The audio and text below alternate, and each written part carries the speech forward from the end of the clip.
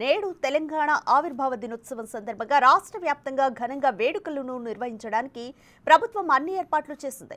Secunderabad parade grounds లో CM Revanth Reddy జాతీయ పతాకాన్ని ఆవిష్కరించనున్నారు. ఈ సందర్భంగా ఉత్తమ సేవలందించిన పోలీసులకు మెడల్స్ అందజేయనున్నారు సీఎం. పోలీసుల కవాతు అనంతరం సీఎం రేవంత్ రెడ్డి రాష్ట్ర ప్రజలను ఉద్దేశించి ప్రసంగించనున్నారు.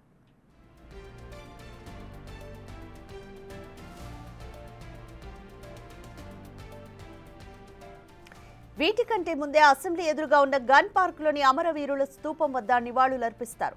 అన్ని జిల్లాల్లో రాష్ట్ర ఆవిర్భావ వేడుకలను ఘనంగా నిర్వహించాలని ప్రభుత్వం ఇప్పటికే ఆదేశాలు జారీ చేసింది. వేడుకలను పార్టీల ఆధ్వర్యంలోనూ నిర్వహిస్తున్నారు.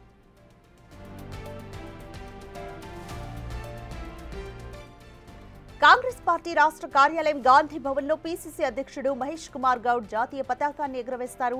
ఇక ఆయా పార్టీల కార్యాలయాల్లో పార్టీ నేతలు, ప్రభుత్వ కార్యాలయాల్లో, పాఠశాలల్లో రాష్ట్ర దినోత్సవ వేడుకలను ఘనంగా జరపనున్నారు.